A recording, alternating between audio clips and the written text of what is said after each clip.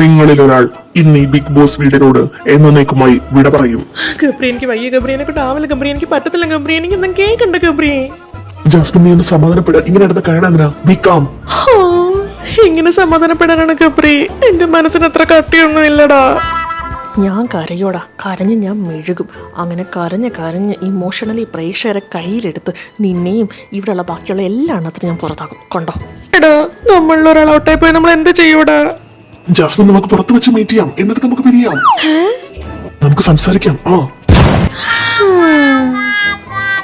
Big boss വേണ്ടാരി, നിങ്ങളുടെ മുന്നിൽ കാണുന്ന കർട്ടൻ പിടിച്ചു വലിക്കുക.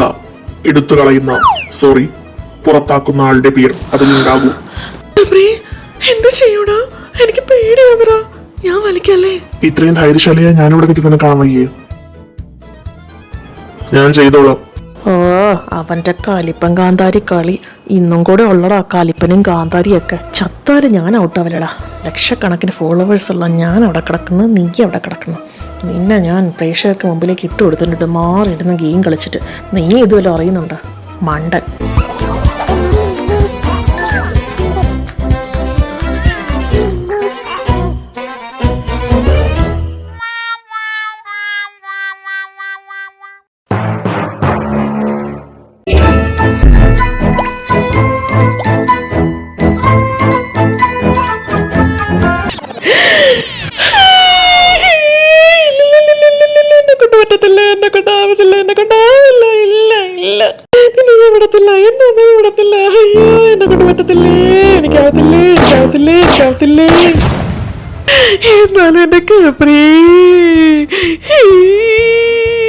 അതിന്റെ ഇടയ്ക്ക് അവൾ അവക്കുള്ള കണ്ടന്റ് ഉണ്ടാക്കാൻ നോക്കുവാണല്ലേ ദുഷ്ട വഞ്ചക്കി.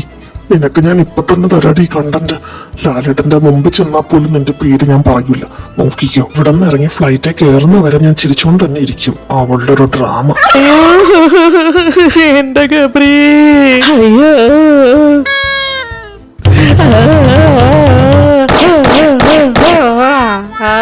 ജാസ്മിൻ, താങ്കളുടെ അവസ്ഥ പരിഗണിച്ച് താങ്കൾക്കും ഇപ്പോൾ ഈ വീടിനോട് വിട പറയാവുന്നതാണ്.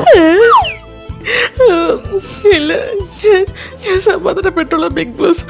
അവനുള്ളത് അവനും കൂടെ വേണ്ടി ഞാൻ കളിച്ചോളാം ബിഗ് ബോസ്. അടുത്ത 50 ദിവസം കളിച്ച് ഞാനും കൂടെ വേണ്ടി ഞാൻ കപ്പെടുക്കൂടെ കളിച്ച്.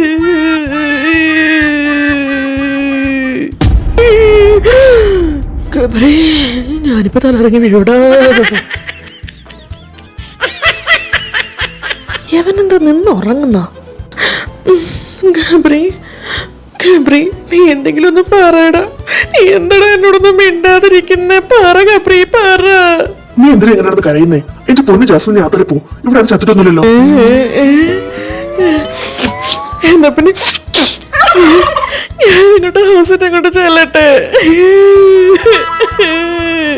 ദൈവമേ, ഞാൻ ശരിക്കും ഔട്ടായ? അല്ല, ഇവളെങ്ങനെ ഉണ്ടായി? അപ്പൊ ഞാൻ അകത്ത് കാണിച്ച മാസം ഒന്നും പുറത്ത് വർക്കൗട്ട് ആയില്ലേ? ഷോ, സീക്രട്ട് റൂമിലോട്ടെങ്കിലും മാറ്റിയാ മതിയായിരുന്നു. ഇല്ലെങ്കിൽ നാണം കിട്ടും നാറി തന്നെ. മാസ് കാണിച്ചിട്ടും കോമ്പ പിടിച്ചിട്ടും പുറത്ത് ആർമിയൊന്നും ആയില്ലേ? അങ്ങനെ വരാൻ വഴിയില്ലല്ലോ. അവളെയും തേച്ച് പ്രേക്ഷകരെയും തേച്ച് മുമ്പോട്ട് പൊക്കോണ്ടിരിക്കുന്നു. തിരിച്ചെന്നെ തേച്ചല്ലേ ബിഗ് ബോസ്. എന്റെ കപ്പ്, എന്റെ സ്വപ്നം, സീസൺ 6 ടൈറ്റിൽ വിന്നർ ഗബ്രി എല്ലാം പോയി. ചക്കനും പോയി പൊക്കനും പോയി ബോട്ട് കിട്ടി.